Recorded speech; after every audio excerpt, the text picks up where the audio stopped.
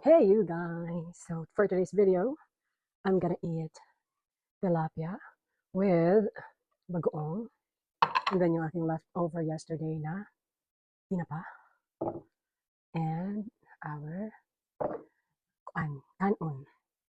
So let's dig in. So for the kanon,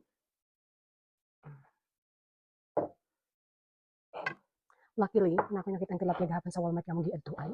Let's dig in sa dagayaw-yaw. It's still hot. Kainit. And last night, mga adlaw na siguro, I was craving for kaning sardinas with cabbage. So nagluto ko. Sardinas na there sa US. And it's good. Mm.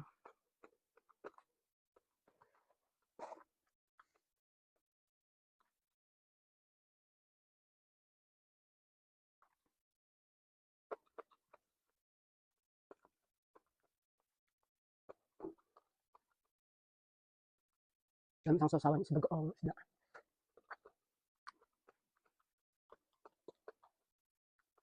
With kamatis and